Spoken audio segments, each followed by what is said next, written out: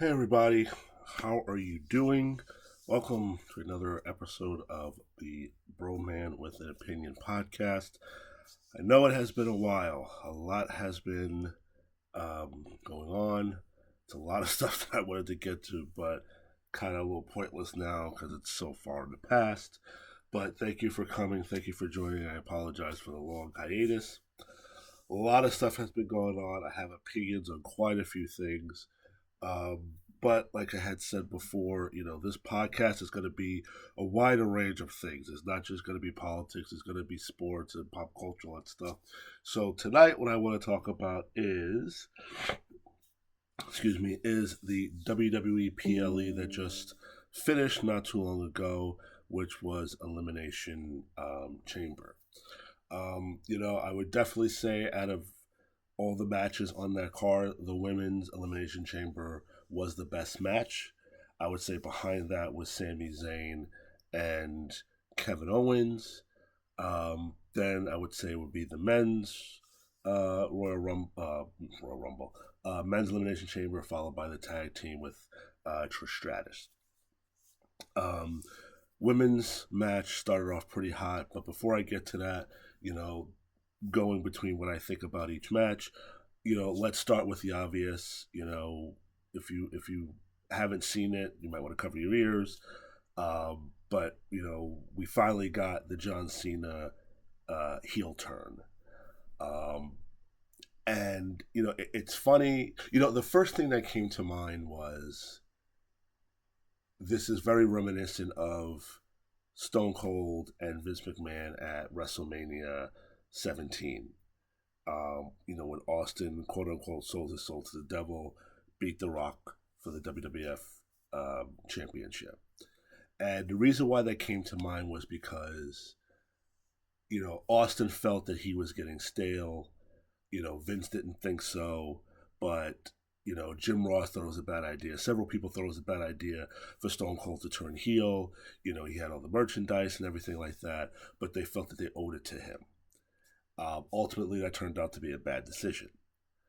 And now with John Cena, for years, fans wanted him to turn heel because they were tired of the goody two shoes, superhuman John Cena. And, the question was now, what is this, 2015, 16, 17, somewhere around there, is he going to turn heel? And I forgot what year Cena said they came close, but ultimately they didn't do it because Cena was the face of the company. Cena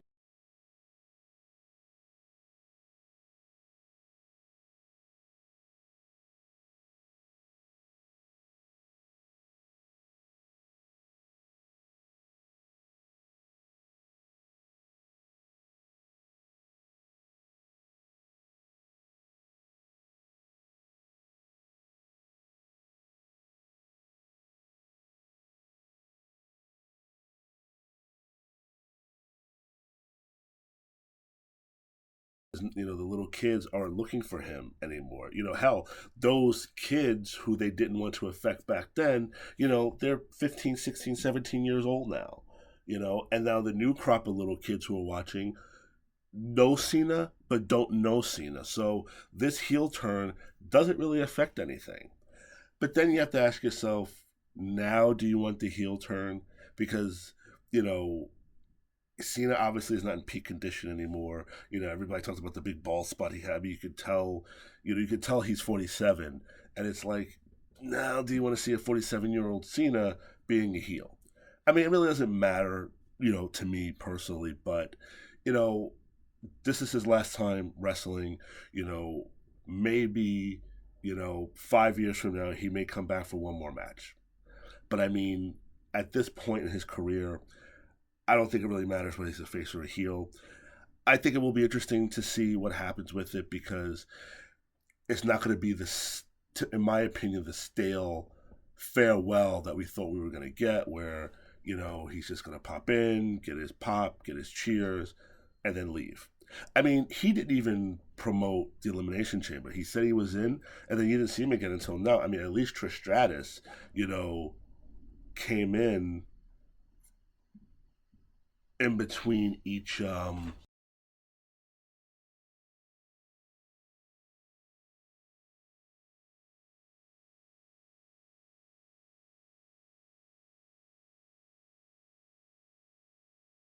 But I think Cena definitely has the facials, but the question is how far is he going to take it? But then, is he only turning heel for WrestleMania?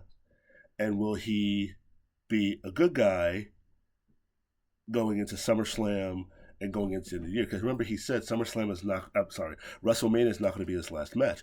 It seems like he's going to be going until the end of the year. He's not going to be in the Royal Rumble at 26. He's not going to be in the Elimination Chamber again. So he's going into the end of the year. So do we have him be heel at WrestleMania? Does he win at WrestleMania being a heel? And or does he lose as a heel, disappears, comes back as a face, SummerSlam, says, I didn't do things the right way. I thought I had to sell out because I was having so many losing streaks. This was a mistake. I want to face you the right way at SummerSlam. And does he get the championship at SummerSlam? I can kind of see that scenario happening because, I mean, I guess it can go either way. I guess we could see a heel Cena winning championship number 17 and then seeing Cena be a heel with the championship. It's just going to be weird if it goes that way. It's just going to be weird seeing him. Like, it was weird seeing him do the low blow, So it's going to be weird seeing him, you know, doing heelish things, maybe running from an opponent, dare I say, tap out. It's just going to be weird. And what's the music? Is he going to go back to his Thugonomics music? Because this music isn't really going to fit the heel Cena persona. But, everybody has been wanting it for such a long time. And it's finally here. I mean, like I said, at this point, 10, 12, 13 years later, do you even really care? Does it affect you? Not that you hate seeing it, but it's just like, okay, now they're doing it because it doesn't affect them in any way. Even if it fails, even if people don't buy it, you're only doing it for a little while, you know. And I guess it is a little bit. I guess they're kind of in the same situation with Cody, where they really can't turn him heel because he's the top babyface. He's everywhere. See, Roman was different. They didn't really have Roman out there like they had Cena and like they have Cody Rhodes. So it was easier for Roman to be that heel, and then the fans turned him back into the babyface. Same thing with Rollins.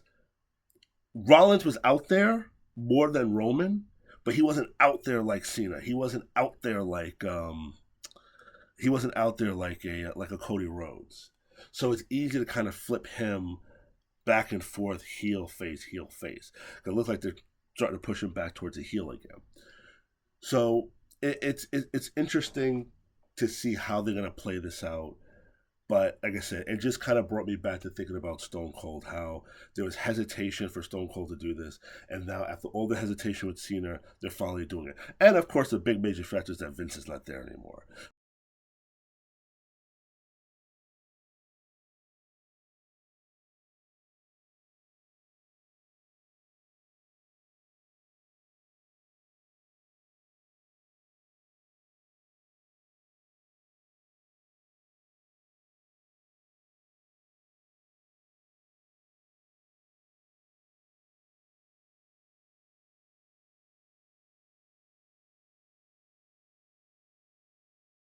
That surprised me too. And they didn't bleep it out. That was a little surprising.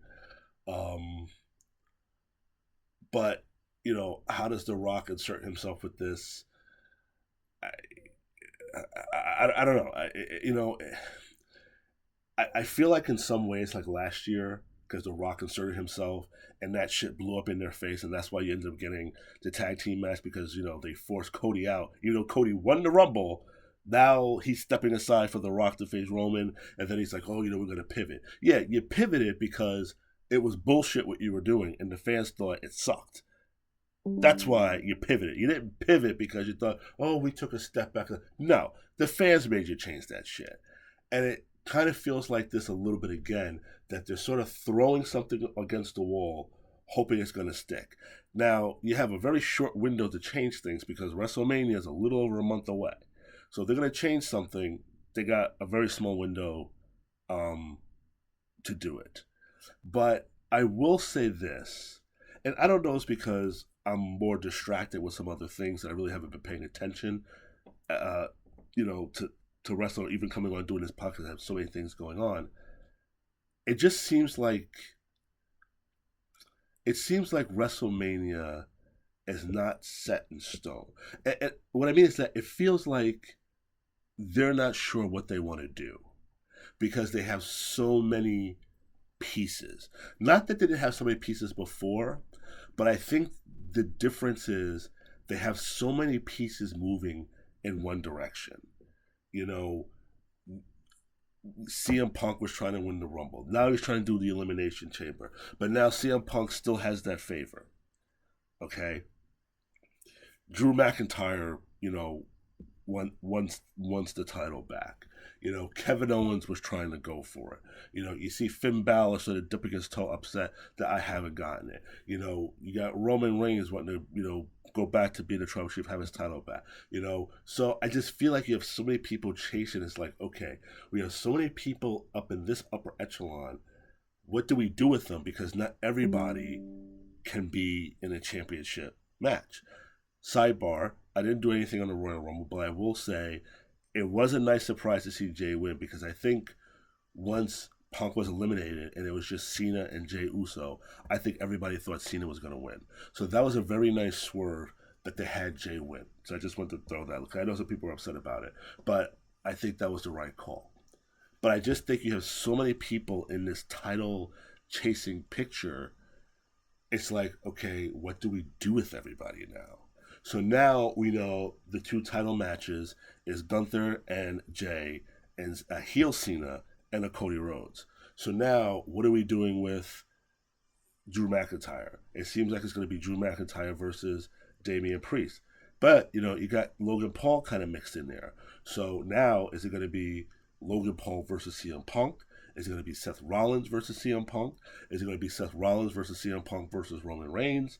Is it going to be CM Punk versus Logan Paul, and Roman comes back to get revenge, and it's going to be Roman versus Seth Rollins?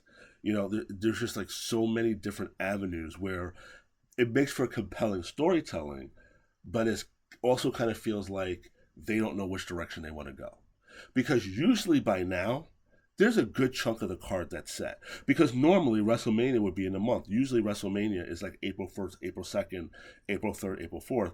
I think this year it's April 20th and 21st, or 19th and the 20th. I think it's a little bit later in the month because it was very weird that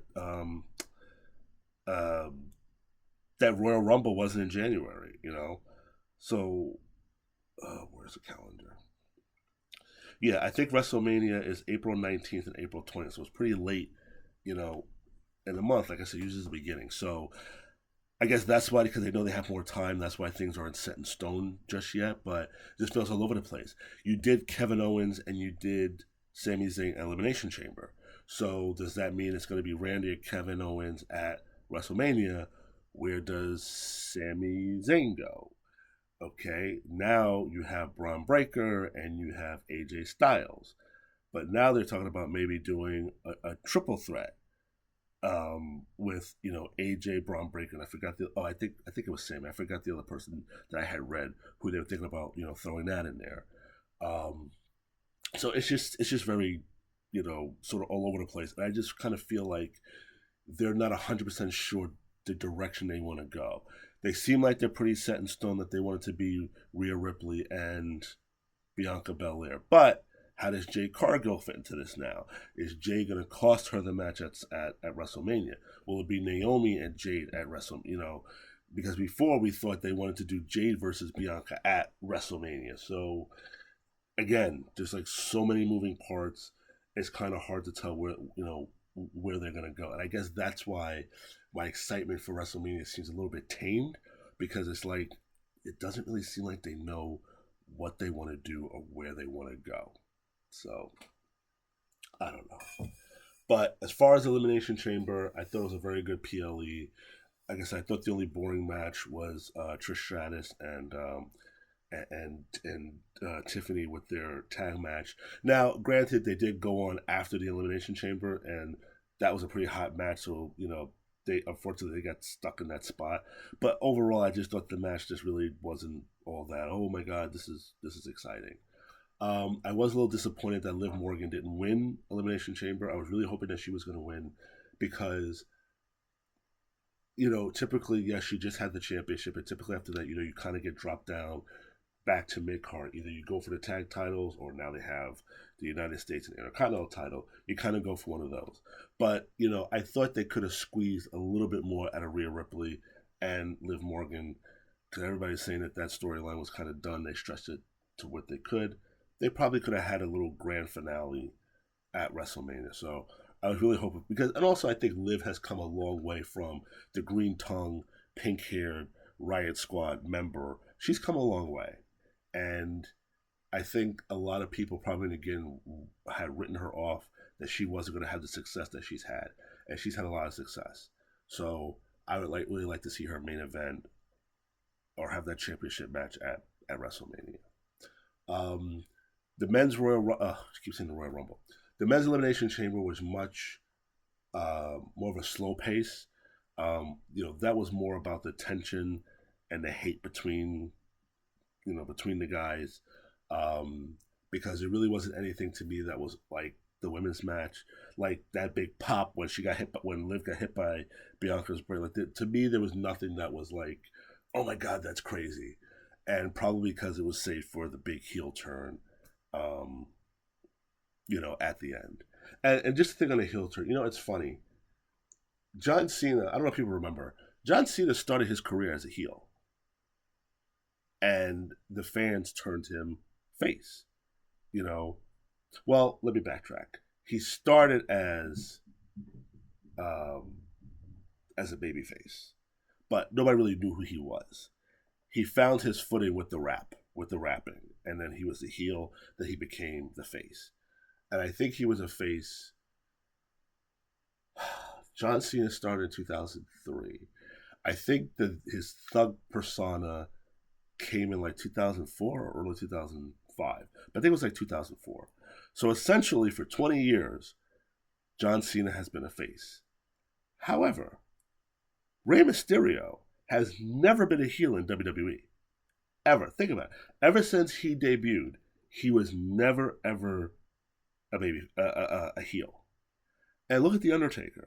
Now, yes, Undertaker has had his turns, but ever since The Undertaker came back in the Dead Man persona at WrestleMania 20 in 2004, he was a babyface straight through. So pretty much 20 years, because he still makes appearances, for 20 years, from 2004 until now, well, now it's 2025, he's been a heel, a babyface. So it's not uncommon for somebody to either go as a babyface their entire career or go a number of years of being a babyface. So I just want to put that out there. Everybody, they were dying for Cena to turn heel. That's because they were sick of his goody two shoes thing. But again, Mysterio was never a heel in WWF. I mean, you could go back and look at anything you want. He was not the one that turned. The tag team with him and Eddie, it was Eddie who turned heel. It was his son who turned against him. But Ray was always a good guy. Ray was never a bad guy. Now, I didn't follow Ray at WCW, so I don't know if Ray was ever a heel in WCW. But WWF, he was always a babyface. And ever since Undertaker came back with the Dead Man persona, he was always a babyface. And Undertaker didn't really work as a heel, I think, after he came back as the American Badass. He was a heel when he started, obviously. Then he became a babyface. And then, you saw the change in like late 98 into 99. He was the Lord of Darkness, the Ministry of Darkness. He was a bad guy. But even that, to me, seemed like a stretch because I don't think people wanted to hate The Undertaker. Then he came back as the American Badass. Then he turned heel after he attacked JR. He had cut his hair. Then he became like Big Evil. And, while he was like sort of a comedic heel, I still don't think people really took to it because, again, it was The Undertaker. Everybody loved The Undertaker. And then when he finally came back, he just stayed the way that he was. I thought the Kevin Owens Sami Zayn match was very good. The one thing that just sort of drives me nuts, when they say is an unsanctioned match. Now, I did like that twist that the referee wasn't wearing a referee shirt. Now, I can't remember if there's been the last unsanctioned match that I remember was Shawn Michaels and Triple H in SummerSlam of 2002. I don't know if there was another unsanctioned match between now and then. There probably was, but I don't recall it. There probably was, and I'm just not thinking of it. But in these unsanctioned matches, there's a referee. But to me, is that if it's unsanctioned, why is there a referee? Now I know she made the announcement the referee is only here to count the pinfall or to somebody gives up. But if it's unsanctioned and you're saying that we're not taking responsibility for this, doesn't a referee being there sort of make it official? Because okay, you're counting the victory, but it's unsanctioned, so it doesn't really like count. So I don't know. Like to me, that's like something that has to get worked out to me. If it's unsanctioned, then to me it's pretty much a last man standing match without somebody counting the 10. You beat the person so bad to where like the people in the back come out and they're so concerned, they're like, okay, we have to get some help, and now this match is over. To me, that's how it should be. Like I said, it was a nice little twist that this time the referee, because all the other unsanctioned matches in the past, they had the referee shirt on. And you're doing like the official announcing and you're doing the music play. Like to me, none of that should be happening. To me, the fight should just probably like start in the back and then make its way to the front because it's unsanctioned. So to me, none of that stuff should happen. No music playing, you don't get announced, there's no ref, nothing. Nothing. No official, no nothing. That's what I think you should do. It looks like Mike Myers. I'm sorry, I have SNL on. It looks like that's Mike Myers playing Elon Musk. But I have the mute on, so I really can't tell. But anyway, but that's just kind of what the I just want to come and sort of just give my review of Elimination Chamber and to just talk about John Cena's heel turn because everybody wanted that is Mike Myers. Everybody wanted it so bad, and it's like, well, now you're giving it to us at the end, and and listen, it's timing, right? It just wasn't the right time to do it when Cena was at his peak because that was going to cost him a lot of money, and they didn't have another babyface as big as him behind him to take his spot and make up the money. Yes, you had a number 2 and a number 3, but you were not going to have somebody make up that number that Cena was making. Just like you were going to have somebody make up that number that Stone Cold was making because The Rock wasn't at that level yet. Triple H was not at that level. Taker's sales were not at that level of a Stone Cold. But then eventually when Stone Cold started to slip and started to, wasn't present as much, then The Rock took over. And then from The Rock, it went to John Cena. Yes, you had like Jeff Hardy at one point be like your top sales, was hitting top of the sales. But again, nobody was eclipsing John Cena. Or maybe Jeff Hardy briefly did. I think they did have one person who briefly eclipsed John Cena in merchandise sales, but it quickly dropped back down. But now we got it. So now I'm wondering, how is Cena going to come out? Will Cena come out in the suit? Is Cena going to come out somewhat dressed like The Rock? Is The Rock always going to be in Cena's corner? Like, how is this going to go? Is Cena going to lose at WrestleMania and then turn on The Rock and go back to being a babyface? Is this just going to be a short-lived heel run? Because I can and can't see John Cena's farewell tour ending as a heel. Like, to me, having a little blip as a heel is fine, but for him, I can't see it ending as a heel. Like, before Trish Stratus came back, she left as a heel when she was going against Becky Lynch. To me, that's fine. If that was the end, to me, that's fine.